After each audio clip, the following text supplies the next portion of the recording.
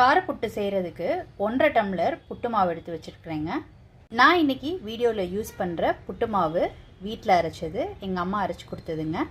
நீங்கள் சூப்பர் மார்க்கெட்டில் புட்டு மாவுனே விற்கிது, அதை யூஸ் பண்ணலாம். இல்லாட்டினா அரிசி மாவை கூட புட்டுக்கு யூஸ் பண்ணிக்கலாங்க.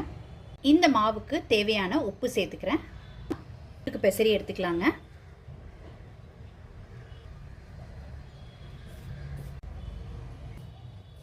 எண்ணெய் விட்டுக்கிறேன். எண்ணெய் சூடானதுக்கப்புறம் இதில் உளுந்து பருப்பு, கொஞ்சம் கடலைப்பருப்பு சேர்த்துக்கிறேங்க.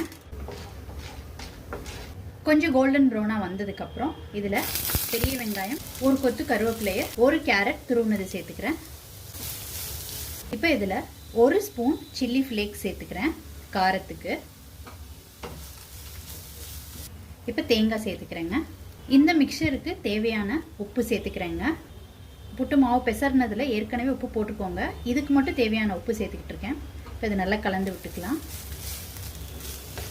இப்போ அடுப்பை ஸ்விட்ச் ஆஃப் பண்ணிவிட்டு இதில் மல்லி இலை சேர்த்துக்கிறேன். இது நல்லா ஆறிடுச்சு. இப்போ இந்த மாவை இதோடு சேர்த்து கலந்து விட்டுக்கலாம். இது நல்லா கலந்து விட்டுக்கிட்டாச்சு.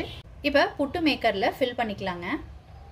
புட்டு மேக்கரில் உள்ளே வந்து சில்லு போட்டுட்டு அதுக்கப்புறமாட்டி எண்ணெய் தடவி இருக்கிறேங்க.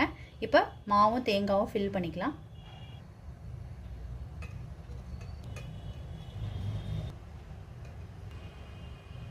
இப்போ க்ளோஸ் பண்ணிக்கலாம். பெரிய குக்கரில் 2 டம்ளர் தண்ணி விட்டுருக்கேங்க. தண்ணி விட்டு கொதிக்க விட்டுருக்கேன். இப்போ ஸ்டீம் வர ஆரம்பிச்சிடுச்சு. இப்போ இதில் ப்ளேஸ் பண்ணி ஸ்டீம் பண்ணி எடுத்துக்கலாம்.